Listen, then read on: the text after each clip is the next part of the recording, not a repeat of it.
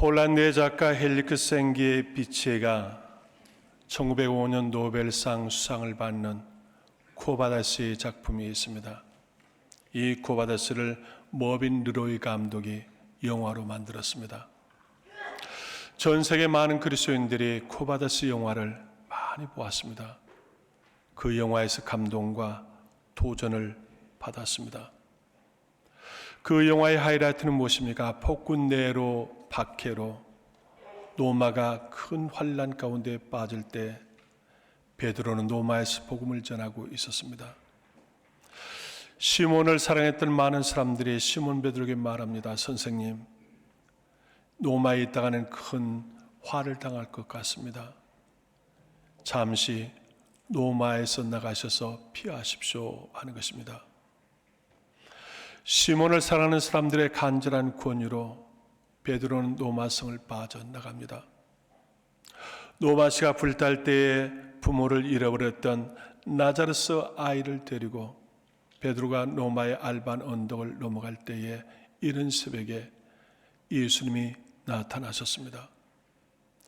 시몬 베드로가 예수님을 보고 깜짝 놀랐습니다. 그러고 나서 외치는 것입니다.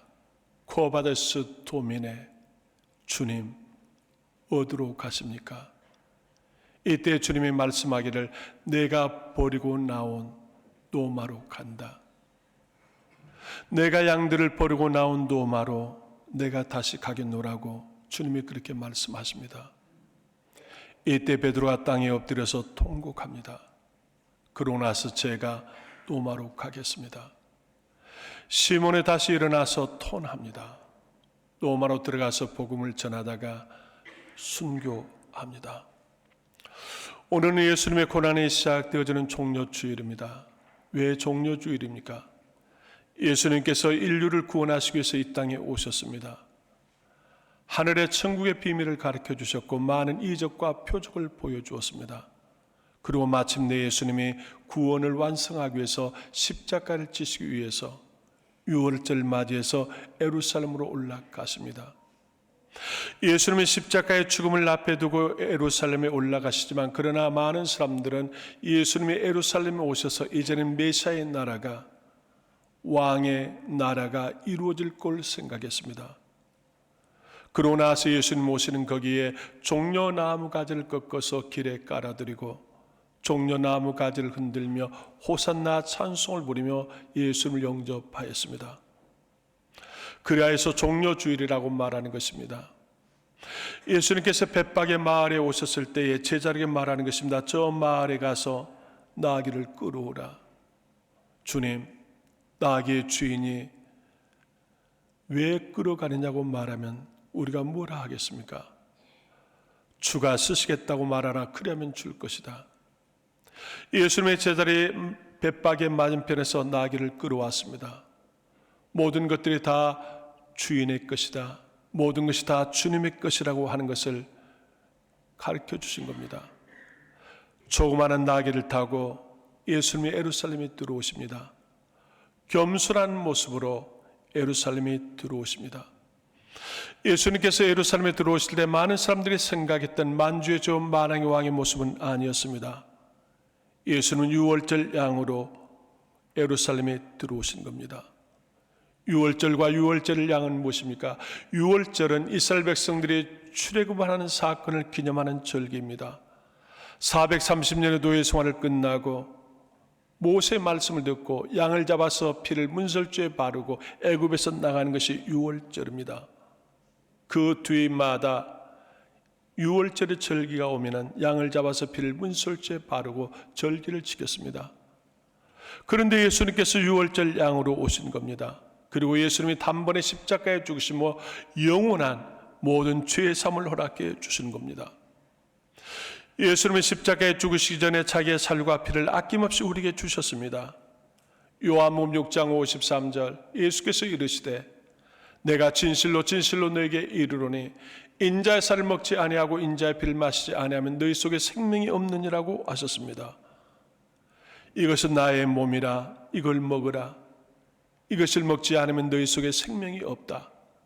이걸 마시우라. 이건 나의 피라. 이걸 마시지 않으면 너희가 죄사함을 얻지 못한다고 예수님은 그렇게 말씀하십니다. 우리는 주님의 성찬을 기념합니다. 주님의 성찬을 기념하는 것은 무엇입니까? 예수님이 나의 죄 때문에 죽으셨다고 하는 것을 다시 한번 깨닫고 고백하는 것입니다. 우리는 성찬에 참여함으로 주님의 사랑을 깨닫고, 우리가 성찬에 참여함으로 다시 한번 죄 사함을 확신하고, 우리가 감사함으로 성찬에 참여하는 것입니다. 성찬에 참여한 자들은 회개함으로 참여해야 합니다. 마태복음 26장 21절 너희 중에 한 사람이 나를 팔리라 하시니 그 사람은 차라리 태어나지 아니하였다면 제게 좋을 뻔하였다고 하셨습니다. 이 사람이 누구입니까? 가룟 유다입니다. 성찬을 베풀면서 유다에게 회개할 수 있는 기회를 주었지만 유다는 회개하지 못했습니다. 그는 마침내 파멸한 것입니다. 시몬도 예수님을 3번씩이나 부인했습니다. 그러나 말씀을 기억하고 말씀을 생각하고 회개합니다. 회개하는 그가 예수님의 제자가 되는 것입니다. 오늘 우리가 성찬을 대할 때 우리는 회개하는 마음으로 성찬에 대해야 합니다. 나를 위해 십자가에 죽으신 주님, 그 주님을 사랑했는지, 그 주님이 말씀하신 말씀대로 내가 살았는지, 우리는 안일과 나태함과 게으름 속에 우리가 살지는 않았는지, 나의 죄를 하나님 앞에 고백하고 회개하며 성찬에 참여해야 합니다. 자신의 살과 피를 주신 예수님은 성찬을 마치고 나서 제자들 데리고 겟세마네 동산으로 가셨습니다. 그러고 나서 기도하시는 겁니다. 너희가 시험에 들지 않도록 나와 함께 기도하자고 말씀하십니다. 그러한 주님의 기도의 제목은 무엇입니까? 아버지, 할만하시거든 이 잔을 내게서 옮기십시오. 그러나 나의 원대로 마옵시고 아버지의 원대로 하옵소서 하였습니다. 이것이 예수님의 기도의 영성입니다. 내 원대로 하는 것이 아니었고 아버지의 원대로, 아버지의 뜻대로 되기를 소망하는 것입니다. 오늘 우리의 기도도 그렇습니다. 아버지의 거룩하신 뜻을 분별하며 아버지의 뜻이 이 땅에 이루어지도록 기도해야 합니다. 부활을 쓴 러시아 작가 톨스토이는 자신이 악에서 선으로 돌아선 것을 이렇게 고백했습니다. 예수 그리스도 나에게 믿음을 주셨습니다. 나는 그의 말씀을 믿게 되었습니다. 그의 말씀을 믿는 나는 많은 삶이 새로 변화되어졌습니다. 이전에 바라보았던 것들을 바라보지 않게 되었고, 이전에 바라보지 않았던 것들을 바라보게 되었습니다. 이전에 좋은 것들이 악하게 보였고, 이전에 좋지 않게 보였던 것들이 선하게 보였습니다. 내가 예수 그리스도를 믿고 그 믿음으로 말씀을 받고 나서, 말씀을 믿고 나서 나의 모든 삶이 이제는 그리스도를 향하여서 변화되어졌다고 하는 것입니다. 오늘 그리스도인의 1차원적 삶은 무엇입니까? 내가 하나님께 복을 받고 살겠다 하는 신앙입니다. 2차원적 신앙은 무엇입니까? 내가 이렇게 살았으니, 내가 이렇게 헌신했으니 하나님이 내게 마땅히 복 주실 것이라고 하는 신앙입니다. 그러나 3차원적 신앙은 그게 아닙니다. 오직 하나님의 영광을 위하여서 하나님이 내게 시험과 고난을 줘도 그럼에도 불구하고 어떠한 일과 환경 속에서도 낙심하지 아니하고 침륜에 빠지지 않는 것, 이게 3차원의 신앙입니다. 참된 신앙 무엇입니까? 열심보다는 진실이 먼저입니다. 많은 일을 하기보다는 순종하는 것이 먼저입니다. 마음과 몸, 시간과 물질까지 하나님의 영광을 위해서 사용하는 것입니다. 사랑하는 여러분, 유월절 양으로 오신 예수님께서 이 시간 우리에게 성찬을 주십니다. 주님의 살과 피를 우리는 감사함으로, 회개함으로 성찬을 먹어야 합니다. 예수님의 성찬을 마치고 나서 골고다로 가셨습니다. 히브리서 5장 8절, 그가 아들이시면서도 받으신 고난으로 순종함을 배워서 온전하게 되셨은즉 자기에게 순종하는 모든 자에게 영원한 구원의 근원이 되셨다고 하였습니다. 성찬을 주신 예수님께서 겟세마네 동산으로 가시는 겁니다. 겟세마네 동산에 가셔서 눈물로 기도하시는 겁니다. 그리고 갈보리를 골고다로 올라가시는 거예요. 그 고난을 통해서 예수님은 순종을 배워서 온전케 되어졌다고 말씀합니다. 여러분의 삶이 위기에 있습니까? 우리의 국가가 위기에 처하였습니다. 그러나 그 위기 속에서 시험과 고난이 임할 때 불평하고 원망하는 사람들이 있습니다. 이러한 사람들은 낙심하고 실족하게 되어집니다. 예수님은 고난으로 순종을 배웠다고 했습니다. 여러분에게 시험과 고난이 하나님의 거룩하신 뜻을 분별하고 하나님 말씀대로 순종하는 것을 배워야 합니다. 그래야 마침내 우리는 승리합니다. 그 고난의 과정에 우리는 흔적이 필요합니다.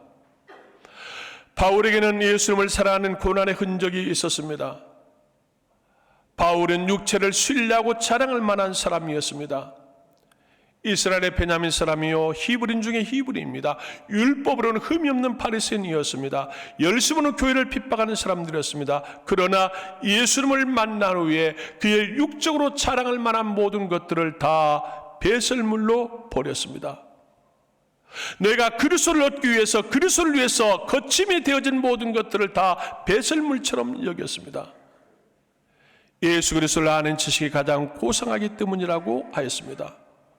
그리고 자신의 몸에, 자신의 생활에 그리스도의 흔적을 가졌습니다.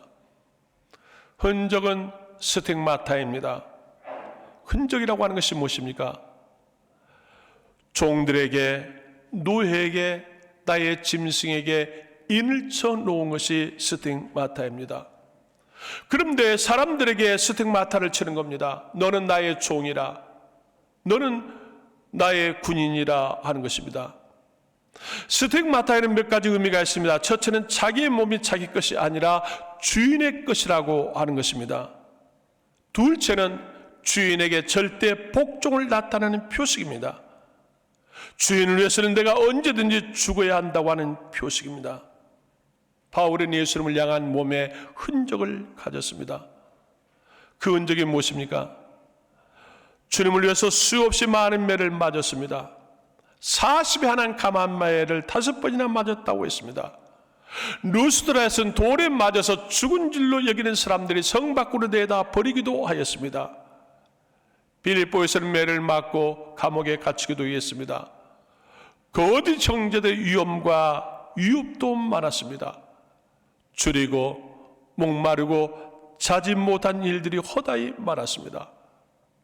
그러나 이러한 것들은 아무것도 아니었습니다. 이러한 일들은 고사하고 오히려 날마다 내 속에 눌리는 일이 있으니 모든 교회를 위하여 염려하는 것이라고 하였습니다. 바울은 교회를 사랑하는 흔적을 가장 귀한 것으로 여겼습니다. 여러분에게는 주님을 사랑하는 흔적이, 교회를 사랑하는 흔적이 무엇이 있습니까? 우리는 예수님의 고난 주간에 기도의 흔적을 가져야 합니다. 새벽을 깨워서 기도하신 예수님, 밤을 지새우며 기도하신 예수님, 40일 금식하며 기도하신 예수님을 따라서 우리도 기도의 흔적을 내 몸에 지녀야 합니다. 예수님은 오늘은 이 동네에서 복음을 전하시고 또 저 동네를 향해서 옮기십니다. 많은 비난과 박해를 받으면서도 오늘은 이 마을에서 저 마을로 복음을 전하기 위해서 이동하신 예수님, 오늘 우리는 그 주님을 따라서 전도의 흔적이 있어야 합니다. 나로 인해서 예수 믿는 사람들이 누구입니까? 나의 가족, 나의 친척, 나의 이웃들이 나로 인해서 예수 믿는 사람들이 얼마나 되는지 여러분 한번 세어보십시오. 우리는 고난 주간에 전도의 흔적을 가져야 합니다. 한국 최초의 선교자 토마스 목사님이 1866년 셔먼호를 타고서 대동강에 들어옵니다. 당시의 평양감사 박규선은 셔먼호의 입항을 거절하고 배에 불을 질러 버렸습니다. 배가 불탈 때 토마스 목사님은 성령을 하나로 마음고 바다의 물속에 뛰어듭니다. 그러고 나서 성령을 내던졌습니다. 마지막 죽으면서 하나님 앞에 기도하는 것, 하나님, 이 물이 흐르는 곳곳마다 복음의 땅이 되게 하시고 이 물을 마시는 자마다 다 구원을 받게 하십시오 하고 순교했습니다. 그 다음날 채지랑이라는 소년이 대동강의 목욕을 갔다가 성경책 하나를 발견합니다. 그 책을 자기의 집으로 가져왔습니다. 그러고 나서 자기 집의 방에 벽에 대벽을 했습니다. 20년 후에 마페 선교사가 평양에 들어옵니다.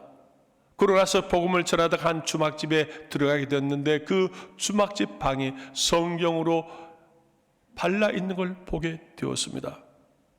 그 주막이 채지랑 집의 집이었고 그는 예수님을 영접했고 한국 최초의 장로가 되었습니다. 내가 선교를 위해서 몸부림을 칠 때에 보이지 않는 놀라운 역사가 일어납니다. 토마스의 순교가 오늘 한국교를 이만큼 만들어 놓았습니다. 우리는 고난주간에 우리의 가족과 이웃들에게 전도의 흔적을 가져야 합니다. 마리아가 예수님 앞에 옥합을 깨뜨렸습니다. 유다는 그것이 허비한 것이라고 탓했지만 그러나 예수님은 가장 귀한 일을 하였다고 칭찬했습니다. 그리고 복음이 전파되는 곳곳마다 꼭 이 여인의 일을 기념하라고 왔었습니다. 두 랩돈을 헌금하는 여인을 예수님은 놀랍게 축복합니다. 그러면서 보물이 있는 곳에 내 마음도 있다고 하셨습니다. 우리는 이 고난주간에 예수님을 사랑하는 옥합을 깨뜨려보는 헌신의 흔적을 가져야 하겠습니다. 우리는 고난주간에 섬김의 흔적도 필요합니다. 교회는 나의 몸이라고 하신 예수님, 바울은 그 무엇보다도 가장 교회를 위해서 염려하며 기도하는 것이 먼저라고 하는 바울처럼 우리는 교회를 사랑하는 흔적을 전해야 합니다. 스tig마타, 몸으로 주님을 사랑한다고 하는 신앙의 고백입니다. 고난주간에 예수님의 종이란 스tig마타 흔적을 우리는 가슴과 생활에 부착해야 합니다. 고난주간에 우리는 고백합니다. 주님, 내 몸에 예수의 흔적을 지니겠습니다. 예수님을 사랑하는 흔적을 내가 갖겠습니다. 우리는 그렇게 고백해야 합니다. 오늘 예배 드리시는 남문 가족 여러분, 종료주일 유월절 양으로 오신 예수님, 우리에게 죄사함을 위해서 영생을 위해서 송차를 주신 주님, 우리는 감사와 회개하는 마음으로 송차에 참여해야 합니다. 이 성찬은 우리의 영생이며 우리의 죄사함의 축복입니다. 우리는 이 고난주간에 예수님의 흔적을 지녀야 하겠습니다. 성금요일 예수님이 십자가에 죽으신 날은 금식의 날로 선포합니다. 우리는 성금요일 국가를 위해서, 교회를 위해서 우리가 금식하며 기도해야 하겠습니다. 베드로는 주님께 물었습니다. 쿠어바데스 도면에 주님 어디로 가십니까? 내가 버리고 나온 노마를 향해서 내가 가겠노라. 오늘은 예수님이 여러분에게 묻습니다. 당신은 어디로 가는가? 너는 지금 무엇을 위하여서 어디로 가는가? 너는 지금 무엇을 위해서 너의 시간과 물질을 사용하는가? 주님, 주님의 가신 길을 제가 가겠습니다. 주님이 주신 시간과 물질을 주님을 사랑하는 일에 사용하겠습니다. 주님이 묻습니다. 너는 지금 어디로 가느냐? 너는 지금 너의 시간과 물질을 무엇을 위하여서 쓰고자 하느냐? 우리는 대답할 수 있어야 합니다. 주님, 고난주간만이라도 주님의 가신 길을 가겠습니다. 고난주간 주님을 사랑하는 흔적을 내 몸과 내 삶에 가지겠습니다. 그렇게 고백하는 여러분이 되시기를 주의 이름으로 축복합니다. 기도하겠습니다. 우리를 구원하시기 위해서 이 땅에 오셔서 주님의 살과 피를 아낌없이 주시고 십자가에 죽으신 주님, 주님의 고난이 시작되어지는 종료주일을 맞이했습니다. 주님, 이제는 제가 주님이 가신 길을 가겠습니다. 주님의 고난의 길을 마다하지 않겠습니다. 주님처럼 바울처럼 주님과 교회를 살아가는 흔적을 내 몸에 갖겠습니다. 고난의 흔적을 가지고 주님을 따르고자 하는 주의 백성들에게 주의 성령의 감동, 주의 성령의 역사가 충만케 하여 주옵소서. 예수님의 이름으로 기도드리옵나이다. 아멘.